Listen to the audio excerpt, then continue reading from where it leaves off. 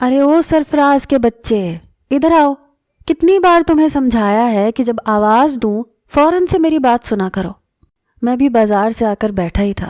چلچلاتی دھوپ میں 1 گھنٹہ بازار سے سبزی دال مرغی لا کر میں نے کچن میں رکھی تھی. بس پانی پینے کے لیے ہی بیٹھا تھا کہ بڑی ممانی نے آواز دی تھی. پانی کے 2 گھونٹ ہی میں نے حلق سے نیچے اتارے تھے اور گلاس کو ایک طرف رکھ دیا. پھر میں نے وہیں سے ممانی کو ہانک لگائی، آیا مامی جی.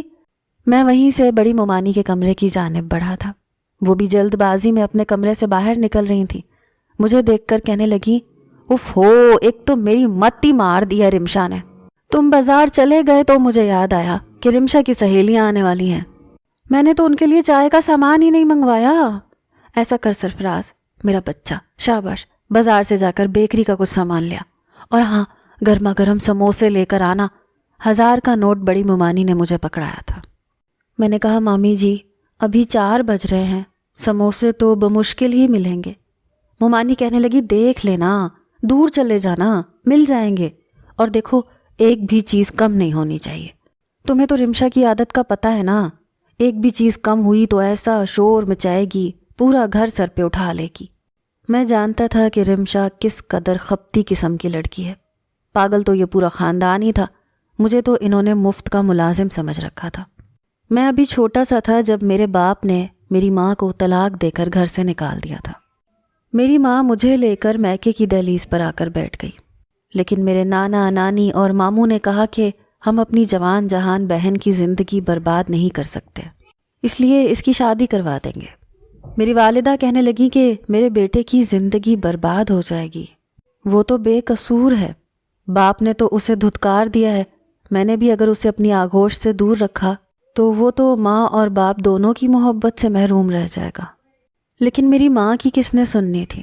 سب نے کہا کہ کوئی بات نہیں، بچہ ہے، بچوں کے ساتھ رہ کر پل جائے گا، لیکن تمہاری زندگی برباد نہیں ہونے دیں گے.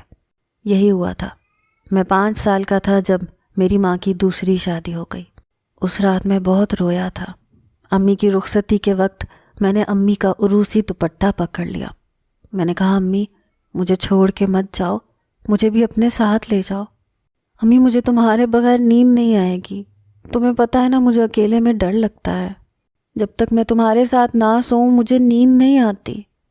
میری ماں بھی آنسو بہا رہی تھی، لیکن میرے ماموں نے بڑی بے دردی سے میرا ہاتھ پکڑ کر میری ماں سے مجھے جدا کیا تھا.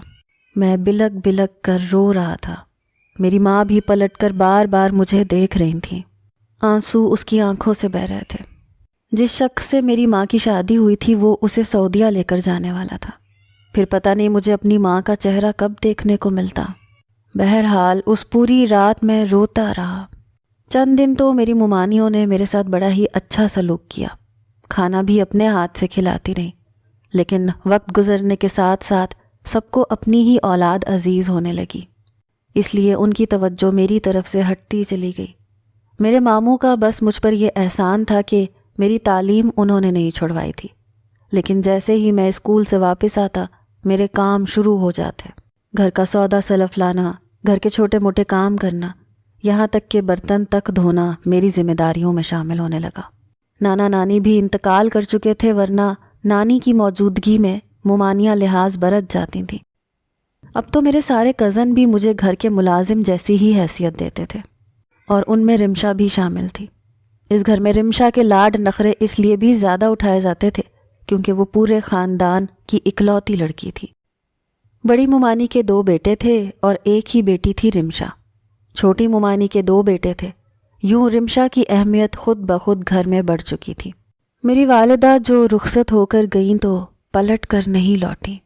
ہاں، چند ماہ بعد ایک فون آ جاتا تھا جس میں مجھے بس اتنا ہی وقت ملتا کہ میں 1 منٹ اپنی ماں کی آواز سن لیتا تھا. بولنے کے لیے تو ایسے لگتا تھا جیسے لفظ میرے پاس بھی ختم ہو چکے ہیں، اور میری ماں کی تو بس سسکیاں ہی مجھے سنائی دیتی تھیں. مجھ سے کہتی تھیں، بیٹا مجھے معاف کر دینا، میں تمہارا حق نہیں ادا کر پائی. میں انہیں کیا کہتا، بس یہ کہہ دیتا تھا کہ آپ میری فکر نہ کریں، یہاں سب میرا بہت خیال رکھتے ہیں. 14 جماعتیں پڑھیں تو ماموں مجھے اپنی دکان پر لے گئے. وہاں بھی سارے کام ماموں مجھ سے کرواتے تھے. میں تھکا ہارا رات کو گھر پہنچتا تھا. ممانیوں کی چک چک شروع ہو جاتی۔ کھانے کے دوران ہی وہ کہنے لگتی کہ کھانا کھاتے ہی پورے کچن کو تم نے صاف کرنا ہے، تم تو دکان پر بیٹھ کر آتے ہو، اور ایک ہم ہیں یہاں پر اپنے بچوں کے ساتھ ساتھ دوسروں کے بچوں کو بھی پالنا پڑ رہا ہے۔ میں نے آج تک کبھی اپنی کسی ممانی کی بات پر انکار نہیں کیا تھا، کیونکہ ان کے احسانات مجھ پر بہت تھے۔ میرے سارے اخراجات بقول ان کے وہی اٹھا رہے تھے۔ میرا کام تو جیسے کسی گنتی میں تھا ہی نہیں۔ بس سال کے 2 جوڑے میرے ماموں مجھے نئے بنا کر دیتے تھے، ایک بڑی عید پر اور ایک چھوٹی عید پر۔ باقی میں اپنے کزنوں کی اترن ہی پہن لیتا تھا۔ لیکن میں اپنی زندگی میں بہت خوش باش تھا، کیونکہ 5 سال کی عمر میں پہلا سمجھوتا کیا تھا اپنی ماں کے بغیر رہنے کا، اور اس کے بعد تو سمجھوتا کرنا جیسے میری عادت سی ہو گئی تھی۔ ابھی بھی میں اس جون کی گرمی میں چلچلاتی دھوپ میں گھر کا سامان لے کر آیا تھا، لیکن مجھے دوبارہ سے جانا پڑا۔ چائے کا سامان لا کر شیلف پر رکھا تو ممانی کہنے لگی، کتنی دیر لگا دی تم نے، اب جلدی سے چائے بناؤ، اور ایسے کرنا یہ ساری چیزیں پلیٹوں میں سجا کر رمشا کے کمرے میں رکھانا۔ میں نے فٹافٹ سے چائے بنائی، ساری چیزیں سجا کر ٹرالی لے کر رمشا کے کمرے کے باہر چلا گیا۔ میرا ارادہ کمرے کے اندر جانے کا ہرگز نہ تھا۔ مجھے لگا تھا کہ رمشا کمرے کا دروازہ کھولے گی تو میں ٹرالی اسی کے حوالے کر دوں گا، لیکن وہ کہنے لگی، اندر آ جاؤ سرفراز۔ مجبوراً مجھے ٹرالی لے کر اس کے کمرے میں جانا پڑا۔ رمشا کے ساتھ اس کی 4 سہیلیاں اور بھی موجود تھیں۔ وہ دیکھتے ہی رمشا سے پوچھنے لگی، یہ کون ہے؟ تمہارے گھر کا نیا ملازم ہے؟ رمشا کہنے لگی، بس یہی سمجھ لو، میرے ہی باپ کے ٹکڑوں پر پل رہا ہے، میرا پھپھی زاد ہے۔ وہی گھمنڈی انداز تھا۔ رمشا ہمیشہ ہی ایسا کرتی تھی، اور ہر وقت مجھے یہی احساس دلاتی تھی کہ تم ہمارے ٹکڑوں پر پل رہے ہو۔ میں چپ چاپ اس کی ساری باتیں سنتا رہتا۔ اس کی دوستوں میں سے ایک کہنے لگی، ارے دیکھنے میں یہ کتنا خوبصورت اور ہینڈسم ہے یار۔ پہلی بار میں نے کسی لڑکی کے منہ سے اپنی اس قسم کی تعریف سنی تھی۔ مجھے بڑا عجیب سا لگا۔ میں نے ٹرالی رکھی اور فوراً سے باہر کی راہ لی، لیکن جاتے جاتے رمشا کی دوستوں کی باتیں میرے کان میں ٹکرا گئیں۔ میری خوبصورتی سے شاید وہ متاثر ہو گئی تھی۔ یہ سچ تھا کہ میں بے حد حسین نوجوان تھا۔ پرانے کپڑوں میں بھی میں اپنے کزنوں میں سب سے زیادہ اچھا لگتا تھا۔ میں واپس کچن میں آ گیا۔ پورا سنک برتنوں کے ڈھیر سے بھرا ہوا تھا۔ برتن دھونے لگا اور اپنی گزشتہ زندگی کے بارے میں بھی سوچنے لگا۔ میں نے اپنے آپ کو پتھر کا بنا لیا تھا، اور یہ شاید میرے جینے کے لیے بہت ضروری تھا، کیونکہ اگر میں سب کے رویوں اور تانوں تشنوں کو دل سے لگا لیتا تو شاید میرے لیے یہاں پر رہنا اور جینا بہت مشکل ہو جاتا۔ جب سے میں دکان پر بیٹھنے لگا تو میرے ماموں مجھے تنخواہ کے طور پر چند ہزار میرے ہاتھ میں رکھتے تھے، اور اس پر بھی احسان جتاتے تھے۔ کہتے تھے کہ تمہارے سارے اخراجات تو ہم برداشت کرتے ہیں، یہ پیسے تمہیں دے رہے ہیں تاکہ انہیں سنبھال کر رکھو، کسی مشکل وقت میں کام آئیں گے، یوں فضول خرچی مت کرنے بیٹھ جانا۔ بڑے ماموں نے رمشا کو کالج چھوڑنے اور لینے کی ذمہ داری بھی مجھ پر لگا رکھی تھی۔ صبح جب میں اٹھتا تو سب سے پہلے اپنی ممانیوں کے ساتھ مل کر ناشتہ بنواتا، ناشتہ وغیرہ کر کے رمشا کو اس کے کالج بائک پر چھوڑ کر آتا۔ واپسی میں گھر کا سودا سلف لانے کے بعد میں گھر کے چھوٹے موٹے کام کرتا۔ رمشا کی کالج سے چھٹی ہوتی تو اسے گھر چھوڑ کر میں ماموں کی دکان پر چلا جاتا تھا۔ رمشا کے 2 بھائی تھے، لیکن اس کی ذمہ داری اٹھانے کو تیار نہ تھے۔ ماموں کی کپڑے کی دکان تھی، باقی کا پورا دن میرا وہیں گزرتا تھا۔ وقت یوں ہی گزر رہا تھا کہ جب میں نے اس بات کو نوٹ کیا کہ رمشا کی جس سہیلی نے میری تعریف کی تھی، اس کا آنا جانا ہمارے گھر میں بڑھنے لگا۔ اکثر میں نے یہ بات دیکھی کہ وہ لڑکی رمشا کے کمرے کے بجائے صحن میں کرسی رکھ کر بیٹھ جاتی تھی، وہیں بیٹھ کر رمشا سے باتیں کرتی تھی۔ میں اس وقت صحن میں لگے پودوں کو پانی دے رہا ہوتا تھا۔ اس کی نظر مسلسل مجھ پر ہوتی تھی، اور اس کی آنکھوں میں میں اپنی پسندیدگی دیکھ چکا تھا۔ لڑکی اچھی خوش شکل تھی، امیر بھی بہت تھی، اپنے ڈرائیور کے ساتھ گاڑی میں آتی جاتی تھی۔ مجھے اس سے کوئی غرض نہ تھی، لیکن ایک بار جو میرے کانوں نے سنا مجھے یقین ہی نہیں آ رہا تھا۔ ہمارا کچن صحن میں ہی بنا ہوا تھا۔ میری نانی کا گھر پرانے طرز کا بنا ہوا تھا۔ کمرے اندر کی جانب تھے، لیکن کچن صحن میں تھا۔ میں برتن دھو کر جیسے ہی باہر آنے لگا تو میرے کانوں میں رمشا اور اس کی سہیلی کی باتوں کی آوازیں ٹکرائیں۔ وہ رمشا سے کہہ رہی تھی، رمشا مجھے تمہارے کزن سے محبت ہو گئی ہے، مجھے یہ بہت اچھا لگتا ہے۔ اپنی دوست کی بات سن کر رمشا ہنستے ہوئے کہنے لگی، کیا پاگل ہو گئی ہو؟ ارے اس کی اوقات ہی کیا ہے، میرے باپ کے ٹکڑوں پر پل رہا ہے، اس سے شادی کرو گی تم تو تمہاری زندگی برباد ہو جائے گی۔ تمہیں کیا ہمارے گھر کی ملازمہ بننے کا شوق ہے؟ رمشا کی بات سن کر وہ کہنے لگی، تمہیں کیا لگتا ہے سرفراز سے شادی کرنے کے بعد میں اسے یہاں رہنے دوں گی؟ تم لوگوں کی مفت کی ملازمت کرنے کے لیے چھوڑ دوں گی؟ ارے میں اپنے ماں باپ کی اکلوتی بیٹی ہوں، آج تک انہوں نے میری ہر خواہش پوری کی ہے۔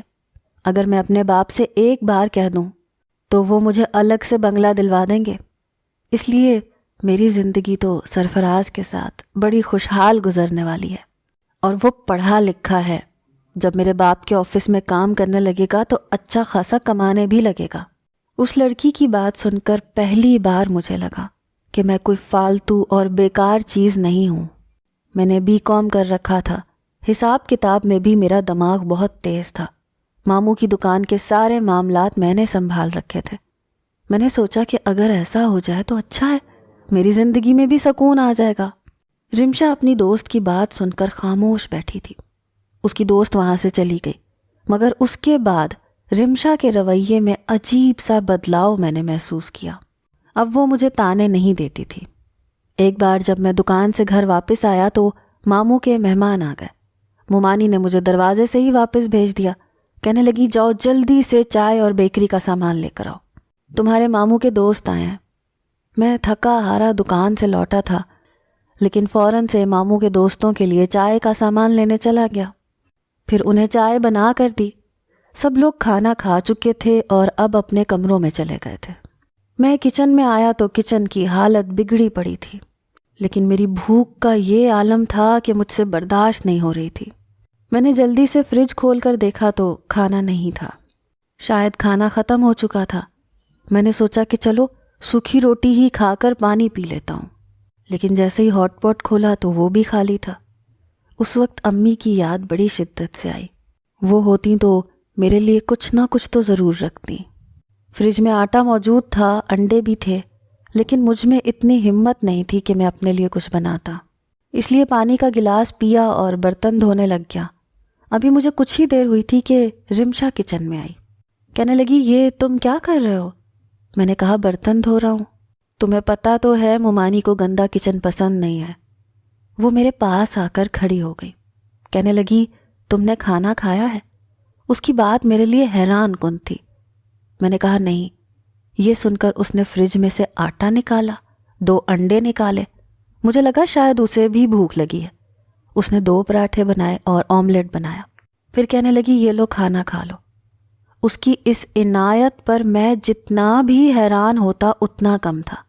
میں نے کہا یہ تم نے میرے لیے بنایا ہے؟ مجھے ابھی بھی یقین نہیں آ رہا تھا۔ وہ کہنے لگی ہاں تمہارے لیے بنایا ہے، کیا تم انسان نہیں ہو؟ تمہیں بھوک نہیں لگ سکتی؟ سارا دن تم کام کرتے ہو لیکن کسی کو بھی تمہارا احساس نہیں ہے۔ مجھے بالکل سمجھ نہیں آ رہا تھا کہ رمشا کو ہوا کیا ہے۔ اس نے ٹیبل پر کھانا رکھا، مجھے کہنے لگی چھوڑو یہ برتن، اسے میں دھو دوں گی، تم کھانا کھاؤ۔ آج تک رمشا نے کبھی ایک گلاس پانی تک نہیں پیا تھا۔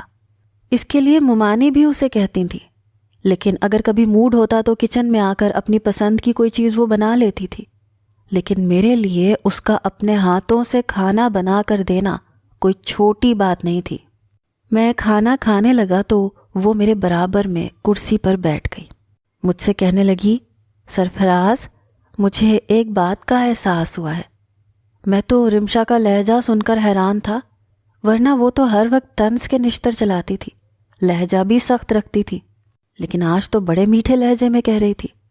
کہنے لگی میرے گھر والے تمہارے ساتھ اچھا رویہ نہیں رکھتے، میں بھی نہیں رکھتی، لیکن جانتے ہو میری جو دوست ہے نا، جو آئے روز میرے گھر آتی رہتی ہے، میں جانتا تو تھا اس لیے اس بات میں سر ہلا دیا۔ کہنے لگی وہ تمہارے چکروں میں آتی ہے، کہتی ہے تم سے شادی کرنا چاہتی ہے، شادی کر کے تمہیں گھر جمائی رکھے گی، یہاں سے بہت دور لے جائے گی۔ یہ کہنے کے بعد اس نے میرے ہاتھ پر ہاتھ رکھ دیا۔ میں تو یوں تھا کہ سانس لینا بھول گیا، ساتھ ہی ساتھ وہ آنسو بہانے لگی۔ میں تو کھانا کھانا ہی بھول گیا۔ وہ کیوں رو رہی تھی؟ کہنے لگی سرفراز، اس وقت مجھے احساس ہوا کہ میں تو تمہارے بغیر رہ ہی نہیں سکتی، مجھے تم سے محبت ہو گئی ہے۔ اس کے اعتراف محبت نے تو میرے دل کے اندر ادھم سی مچا دی۔ رات کے اس پہر جب سب سو رہے تھے، وہ مجھ سے اپنی محبت کا اظہار کر رہی تھی۔ میرا دل تو یوں تھا جیسے پسلیاں توڑ کر باہر آ جائے گا۔ میں نے جلدی سے اپنا ہاتھ اس کے ہاتھ سے پیچھے کیا۔ میں نے کہا تمہیں شرم نہیں آتی؟ یہ کیسی باتیں کر رہی ہو مجھ سے؟ میں تمہارے بارے میں ایسا نہیں سوچتا۔ رمشا کہنے لگی میں تو سوچتی ہوں نا سرفراز، انکار مت کرنا، میں مر جاؤں گی تمہارے بغیر۔ کیا میرے مرنے کے بعد تمہیں یقین ہوگا؟ پھر کہنے لگی کہ چند دن بعد میری دوست تمہارے لیے رشتہ لانے والی ہے، اگر تم نے اس سے شادی کر لی تو میں زہر کھا لوں گی سرفراز۔ یہ کہہ کر وہ وہاں سے چلی گئی اور میں سوچ میں پڑ گیا، کیا وہ پاگل تھی؟ وہ کیسے مجھ سے محبت کر سکتی تھی؟ لیکن میرا دل پہلی بار رمشا کے نام پر دھڑکا تھا کہ وہ رو رہی تھی، ہچکیوں سے رو رہی تھی۔ میں نے آج تک اسے یوں روتے نہیں دیکھا تھا۔ اسے شاید یہ ڈر تھا کہ کہیں میں اس کی دوست سے شادی کر کے گھر چھوڑ کے نہ چلا جاؤں۔ وہ تو سچ میں مجھ سے محبت کرنے لگی تھی اور اس بات کا احساس اسے اب ہوا تھا۔ اس کے بعد رمشا میرا بہت خیال رکھنے لگی، میرے سارے کام اپنے ہاتھوں سے کرنے لگی، کہتی کہ بس مجھے چھوڑ کے مت جانا۔ ایک دن میں نے کہا کہ رمشا، مامی ماموں کبھی میری تم سے شادی کرنے پر راضی نہیں ہوں گے، تم ان کی اکلوتی بیٹی ہو، تمہارے لیے انہوں نے کچھ اچھا ہی سوچا ہوگا۔ میں اپنی حیثیت جانتا تھا۔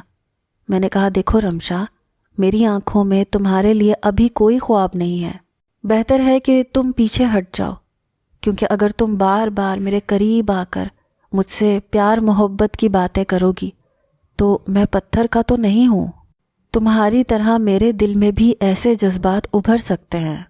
میں رمشا کو سمجھانے کی کوشش کر رہا تھا، لیکن وہ میرے سینے کے ساتھ لگ گئی، رونے لگی، کہنے لگی ٹھیک ہے، جب میں تمہارے لیے مر جاؤں گی تب تمہیں یقین آئے گا۔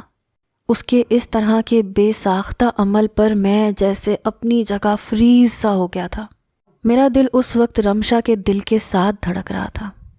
وہ اس قدر میرے قریب تھی، ایک لڑکی ہوتے ہوئے اس نے پہل کی تھی، لیکن میں نے فوراً خود سے اس کو پیچھے کیا، اس کی آنکھوں سے آنسو صاف کیے۔